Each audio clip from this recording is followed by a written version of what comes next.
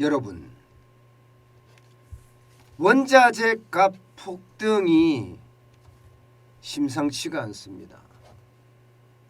점점 심각해진다 이렇게 이야기할 수가 있습니다. 이게 원자재 가격이라는 게 단순하게 생각을 할 수가 없습니다. 에너지는 에너지대로, 광물은 광물대로, 곡물은 곡물대로 지금 안 오르는 게 없습니다. 팬데믹 이후에 말입니다. 전쟁까지 장기화되면서 이제 돈만 있으면 살 수 있는 풍요의 시대는 갔다는 거예요. 이제는요, 돈이 있어도 사지 못하는 그런 결핍의 시대가 점점 우리 가까이 오고 있는 거고요. 그 중에서도 이 돈이 없는 나라는 식량 위기에 대한 어떤 위험까지도 도사리고 있다. 이렇게 이야기합니다. 또한 자원 빈국도 마찬가지가 됩니다.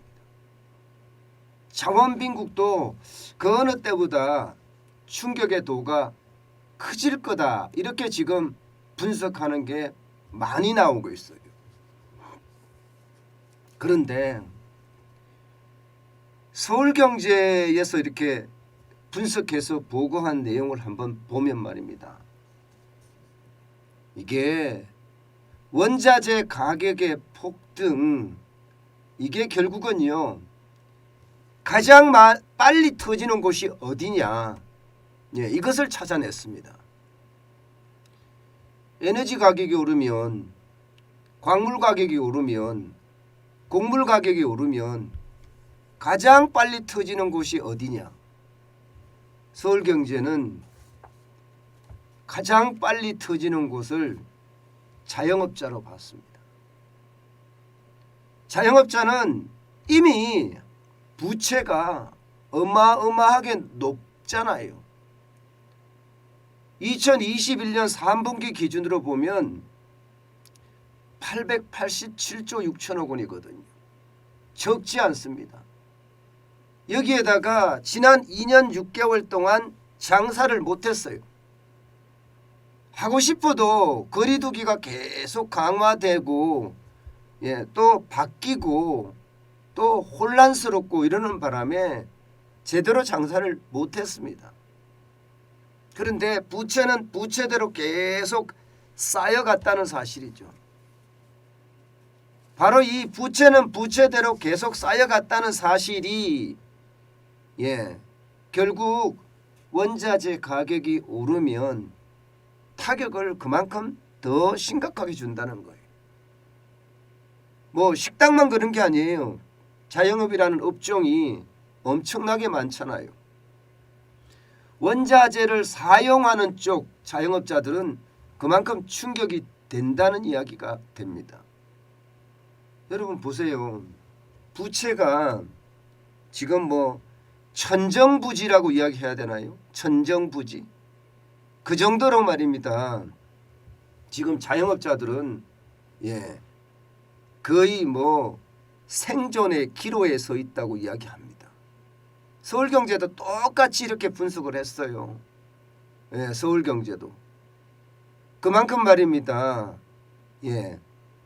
이 원자재 가격의 폭등 자체가 자영업자들에게는 부담을 주고 또 물건 가격에 제대로 반영을 해야 되는데 사실상 반영을 못한다는 게 결론이 생깁니다.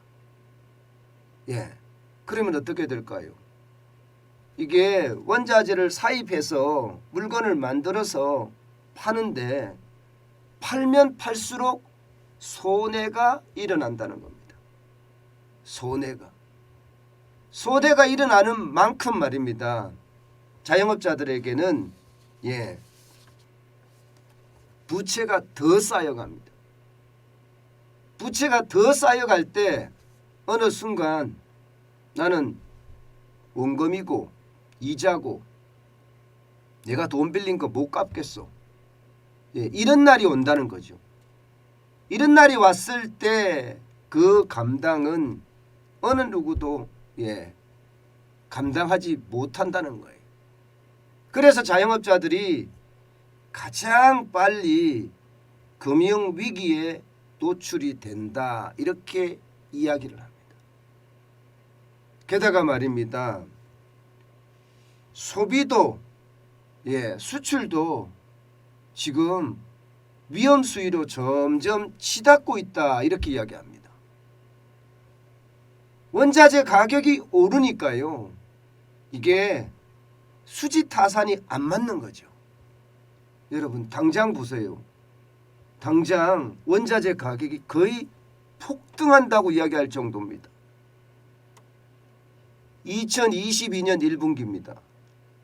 S&P 골드만삭스 원자재 지수 증가율입니다. 29.05예요. 1990년대 이후 최대입니다. 어마어마하게 원자재 가격 지수가 올라가는 거죠. 이 가격 지수를 감당할 수 있는 게 얼마나 될까요?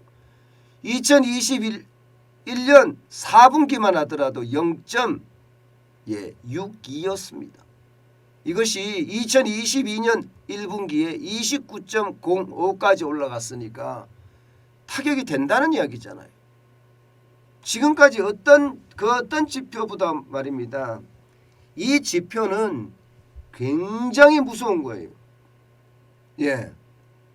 원자재 가격 지수가 엄청나게 지금 증가했다는 이야기니까요.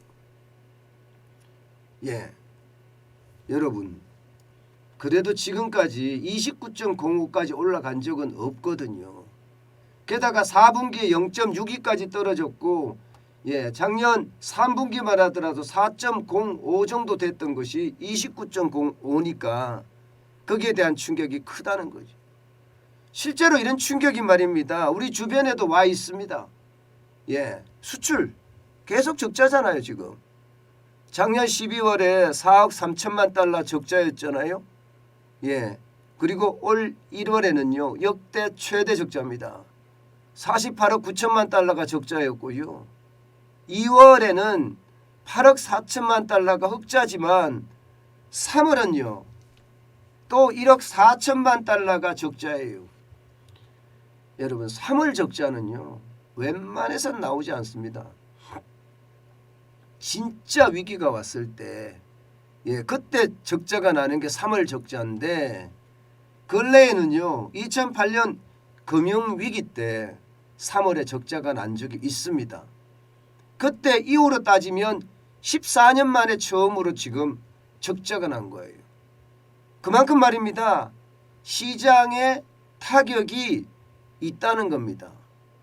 원자재 가격이 상승을 하니까 말입니다. 게다가 이미 시장에서는요 수출하면 수출할수록 적자라는 이야기도 이미 살펴시 나오기 시작합니다. 살펴시. 그러면 기업조차도 지금 어려워진다는 거잖아요. 기업조차도. 그나마 지금까지 수출 기업들이 좋다 했는데 수출 기업들까지도 좋지 않다는 그런 결론이 나오는 거고요. 실제로 말입니다. 이 무역 수출이 이렇게 적자가 나는 것 뒷받침하는 지표도 있습니다. 전생산 지수 보세요. 전산업 생산 지수 1월에 마이너스 0.3이었는데 2월에도 마이너스 0.2입니다. 3월에도 마이너스가 만약에 된다면 이게 산업 생산 지수라는 게 전월 대비거든요. 전월 대비해서 자꾸 이렇게 마이너스가 된다는 건 경기가 계속 나빠지고 있다는 이야기예요. 나빠지고 있다는 이야기예요.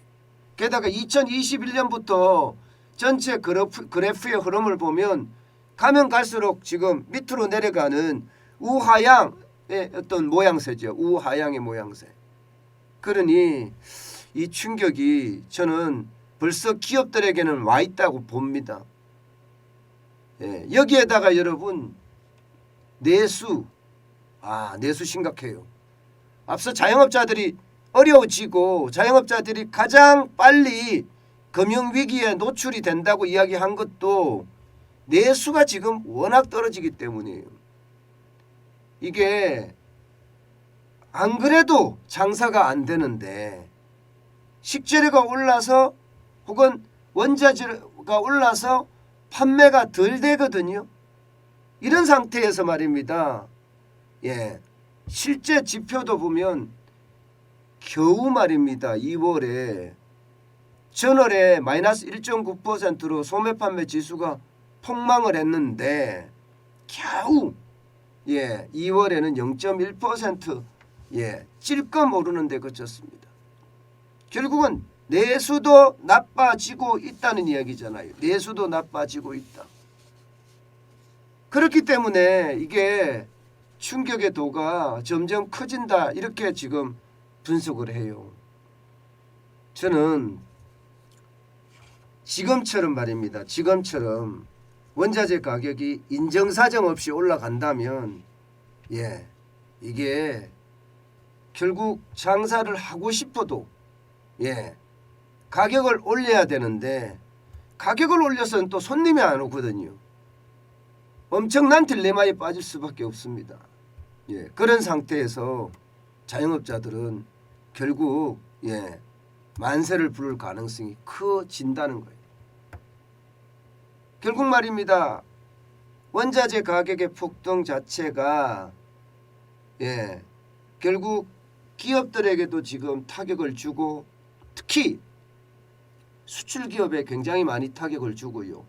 그나마 버텨왔던 게 수출기업인데 수출기업까지 타격을 받으면 나머지 기업들은요. 그만큼 더 어려워진다는 이야기가 돼요. 내수기업들은 이미 힘들 대로 힘들어져 있거든요. 그래서 부채 비율이 굉장히 높잖아요. 그러면 수출과 내수가 이렇게까지 쪼그라들면 자영업자 밑바닥에서 소비가 일어나야 되는 실물 경제는요. 결국 말입니다. 또 한 번의 충격을 받을 수밖에 없다. 이렇게 지금 결론을 맺고 있습니다. 그만큼 말입니다. 시장에 대한 충격이 점점 커진다. 이렇게 이야기할 수 있습니다. 저는 빠르게 실물 경제를 살려야 되는 것 이것은요.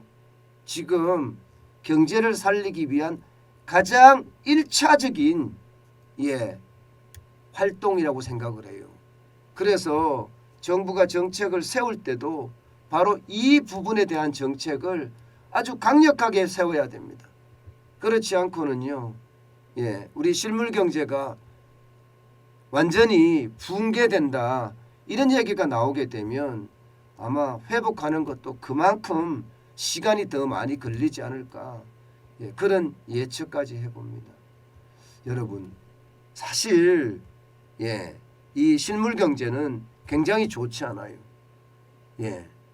언젠가는 좋아진다가 2년 6개월 동안 시간을 끌면서 말입니다. 그만큼 어려워졌다. 전 그래서 이 자영업자들의 위기라는 게 그만큼 우리 경제의 가장 약한 고리이자 시한폭탄이 거의 터지기 직전에 와 있다. 저는 그렇게 생각을 합니다. 반드시 이게 손실보상에 대한 문제만 있는 것이 아니에요. 손실보상보다는 장사를 할 수 있게끔 해줘야 되는데 장사를 해주는 것까지도 지금은 이미 늦었다. 워낙 원자재 가격이 많이 올랐기 때문에 그에 대한 충격이 시장마다 커지지 않겠느냐 하는 우려감이 점점 커지고 있는 것도 사실입니다. 참 답답한 현실이네요. 그죠?